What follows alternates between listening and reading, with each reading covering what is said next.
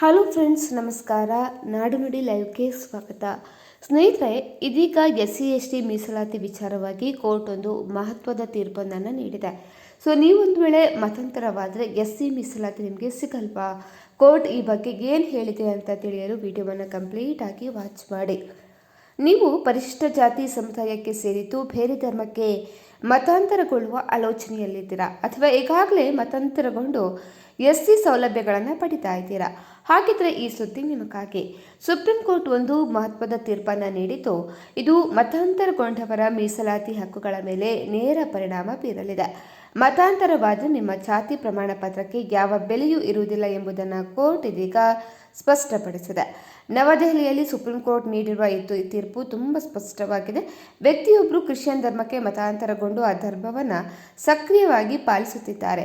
ಅವರು ಪರಿಶಿಷ್ಟ ಜಾತಿ ಸಮುದಾಯದ ಸದಸ್ಯರಾಗಿ ಮುಂದುವರಿಯಲು ಸಾಧ್ಯವಿಲ್ಲ. ಆಂಧ್ರಪ್ರದೇಶ ಹೈಕೋರ್ಟ್ ಈ ಹಿಂದೆ ನೀಡಿದ್ದ ಇದೇ ರೀತಿಯ ತೀರ್ಪನ್ನು ಇದೀಗ ಸುಪ್ರೀಂ ಕೋರ್ಟ್ ಕೂಡ ಎತ್ತಿ ಹಿಡಿದಿದೆ.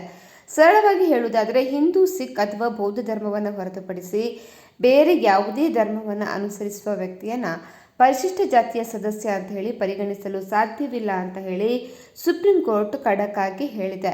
ಸೊ ಹಾಗಾಗಿ ನೀವು ಸೆಕ್ಷನ್ 3ರ ಪ್ರಕಾರ ಯಾರು SC ಸದಸ್ಯ ಎಂದು ಪರಿಗಣಿಸಲ್ಪಡುವುದಿಲ್ಲವೋ ಅವರು ಸಂವಿಧಾನ ಅಥವಾ ಇತರ ಯಾವುದೇ ಕಾಯ್ದೆಯಡಿ ಸಿಗುವ ಈ ಸೌಲಭ್ಯವನ್ನು ಕೂಡ ಪಡೆಯೋದಕ್ಕೆ ಸಾಧ್ಯ ಆಗೋದಿಲ್ಲ.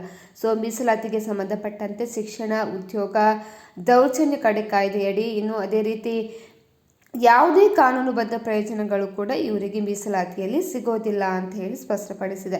ಸೊ SC ಅಥವಾ ST ಸದಸ್ಯರಾಗಿ ಗುರುತಿಸಿಕೊಳ್ಳುವುದಕ್ಕೆ ಸಂವಿಧಾನದ ಅಡಿಯಲ್ಲಿ ಅಧಿಸೂಚಿತವಾಗಿರುವಂತಹ ನಿರ್ದಿಷ್ಟ ಜಾತಿಗೆ ತಾನು ಸೇರಿದ್ದೇನೆ ಎಂಬುದನ್ನು ವ್ಯಕ್ತಿಯು ಸ್ಪಷ್ಟವಾಗಿ ಸಾಬೀತುಪಡಿಸಬೇಕಾಗ್ತದೆ.